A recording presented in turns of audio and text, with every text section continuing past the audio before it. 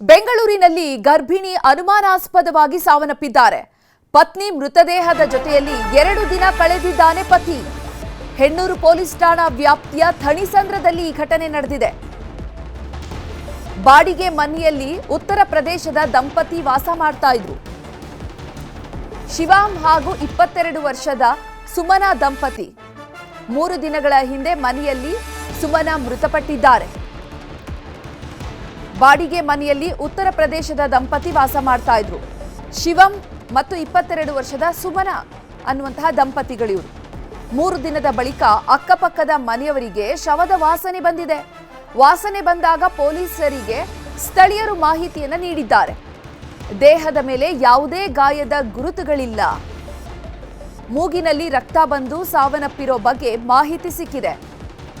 ಆದರೆ ಪತ್ನಿ ಸತ್ತ ದಿನ ಪೇಂಟಿಂಗ್ ಕೆಲಸಕ್ಕೆ ಹೋಗಿದಂತಹ ಶಿವಂ 2ನೇ ದಿನ ಶವದ ಮುಂದೆ ಮದ್ಯಪಾನ ಮಾಡಿದ್ದಾರೆ ಗಂಡ ಅನ್ನುವಂತಹ ಮಾಹಿತಿ ಇದೆ. ಮನೆಯಲ್ಲಿಯೇ ಎಗ್ ಬುರ್ಜಿ ಮಾಡಿಕೊಂಡಿದ್ದಾರೆ. ಪೊಲೀಸರು ಬಂದು ನೋಡುವಷ್ಟರಲ್ಲಿ ಗಂಡ ಎಸ್ಕೇಪ್ ಆಗಿದ್ದಾರೆ. ಈಗ ಆ ಪತಿ ಯಾರು ಎಸ್ಕೇಪ್ ಆಗಿದ್ದಾರೆ ಅವರಿಗೆ ಪೊಲೀಸರು ಶೋಧವನ್ನ ನಡೆಸುತ್ತಿದ್ದಾರೆ. ಬೆಂಗಳೂರಲ್ಲಿ ಈ ಒಂದು ಘಟನೆ ನಡೆದಿರುವಂಥದ್ದು. ಆಕೆ ಗರ್ಭಿಣಿ ಅನ್ನುವಂಥದ್ದು ಗೊತ್ತಾಗಿದೆ.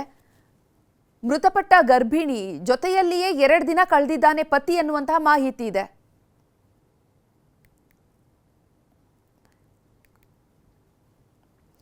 ಇನ್ನು ಈ ಬಗ್ಗೆ ಹೆಚ್ಚಿನ ಮಾಹಿತಿಯನ್ನು ನೀಡೋದಕ್ಕೆ ನಮ್ಮ ಪ್ರತಿನಿಧಿ ಗಂಗಾಧರ್ ನೇರ ಸಂಪರ್ಕದಲ್ಲಿ ಜಾಯ್ನ್ ಆಗ್ತಿದ್ದಾರೆ. ಗಂಗಾಧರ್, ಆಕೆ ಗರ್ಭಿಣಿ ಅನ್ನುವಂಥದ್ದು ಕೂಡ ಪತ್ತೆಯಾಗಿದೆ. ಗರ್ಭಿಣಿ ಸಾವನ್ನಪ್ಪಿದ್ರು ಕೂಡ ಈ ವಿಚಾರ ಯಾರಿಗೂ ಕೂಡ ತಿಳಿಸಿಲ್ಲ. ನಂತರ ಪೊಲೀಸರು ಬಂದಾಗ ಪತಿ ಎಸ್ಕೇಪ್ ಆಗಿದ್ದಾನೆ. ಏನೆಲ್ಲ ಅಪ್ಡೇಟ್ಸ್ ಸಿಗ್ತಾ ಇದೆ?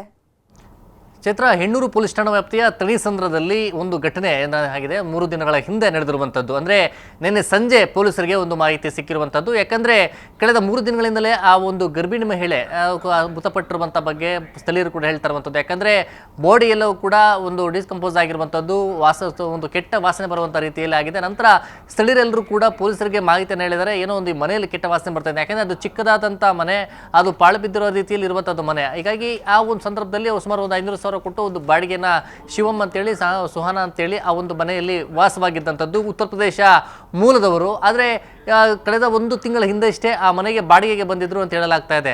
ಆದರೆ ಅನುಮಾನಾಸ್ಪದವಾಗಿ ಆ ಮಹಿಳೆ ಸಾವನ್ನಪ್ಪಿರುವಂಥ ಬಗ್ಗೆ ಮತ್ತೆ ಗರ್ಭಿಣಿ ಕೂಡ 5 ತಿಂಗಳ ಗರ್ಭಿಣಿ ಇದ್ರು ಅಂತೇಳಿ ಸ್ಥಳೀಯರು ಕೂಡ ಹೇಳ್ತಾ ಇರುವಂಥದ್ದು. ಈ ನಿಟ್ಟಿನಲ್ಲಿ ಆತ ಏನು ಗಂಡ ಏನಿದ್ದಾನೆ ಶಿವಮ್ ಅಂತೇಳಿ ಆತ ಆ ಪೇಂಟರ್ ಕೆಲಸವನ್ನ ಮಾಡ್ಕೊಂಡಿರೋಂಥದ್ದು.